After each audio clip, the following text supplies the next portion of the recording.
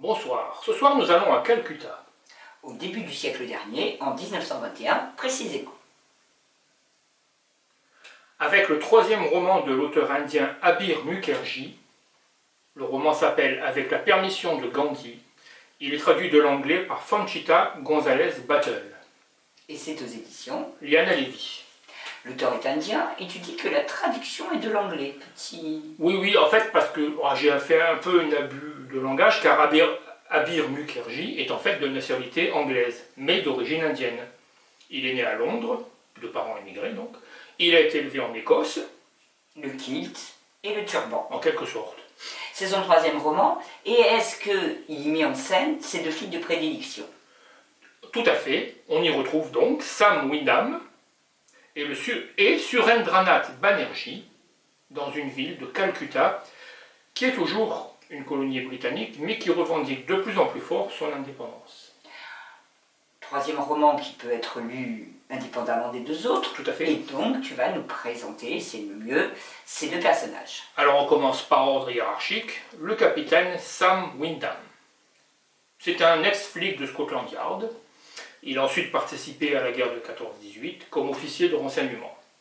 Il a été blessé sérieusement, ce qui explique en partie son addiction à l'opium. Oui, il faut préciser qu'il a commencé à en prendre pour apaiser ses douleurs. Il est aussi traumatisé par ce qu'il a vu et subi, comme beaucoup, mais surtout par le décès de sa femme, survenu à son retour du front. Voilà ce qui explique sa demande de mutation, qu'il a obtenue d'ailleurs pour Calcutta. En Inde, exactement. On passe maintenant au subalterne, donc le sergent Banerjee. Son vrai nom, c'est la dernière fois que je le dis, Surendranath Banerjee.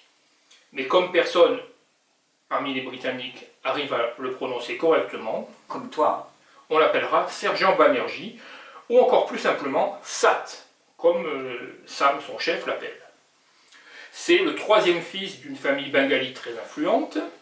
Il a fait ses études en Angleterre avant de revenir à Calcutta. Il est l'un des premiers Indiens à intégrer le CID, Criminal Investigation Department. Avec ton merveilleux accent anglais. En effet.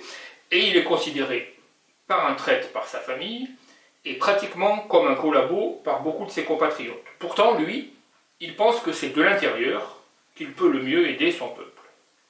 Autre trait caractéristique de son personnage, il est très timide et pratiquement incapable, à moins d'avoir bu, d'adresser la parole à une femme, qu'elle fût indienne ou britannique.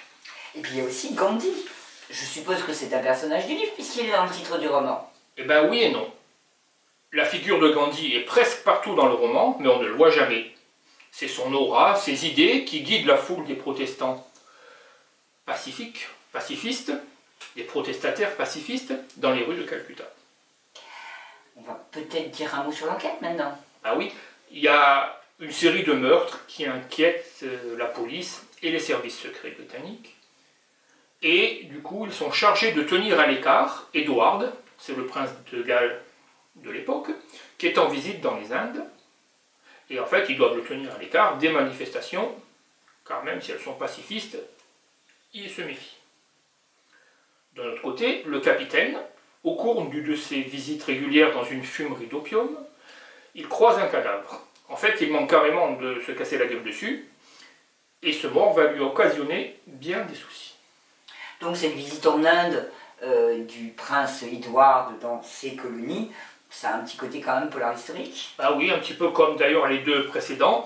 On apprend pas mal de choses sur l'Inde, et là, particulièrement sur les débuts de l'action de Gandhi. Alors en classe, on nous l'a enseigné, principalement dans les grandes lignes, et souvent du point de vue du colonisateur. Là, nous avons la vision des hindous de toute caste, qui n'en peuvent plus de l'assujettissement et du regard méprisant de ces blancs, lesquels blancs sont tout roses d'ailleurs pour eux à cause de la chaleur. Donc pour résumer, on a une enquête, on a l'histoire avec un grand H, et c'est aussi un roman noir. C'est aussi un roman noir, et même le plus sombre de la série. Il y a des pages sur la lutte de Sam Wyndham contre son addiction qui sont vraiment poignantes, mais l'auteur conserve tout de même son humour décalé, quand il raconte les travers, voire les turpitudes des Britanniques, ou quand le capitaine va consulter un docteur en médecine ayurvédique et homéopathique, spécialisé dans les traitements, je cite, de l'infection, de l'addiction, de la constipation et du dysfonctionnement conjugal. Un vrai marabout. Un vrai marabout. Je n'ose vous dire le breuvage, enfin vous décrire le breuvage qu'il lui prescrit. Une potion à base de jus de courge perdue, cuite et recuite. Il ne faudra pas s'étonner que le capitaine préfère un grand verre de son Glenfarclas préféré. On précise que c'est un whisky. Je résume, on a donc un roman prenant, divertissant, salutaire donc. Bonsoir. Bonsoir.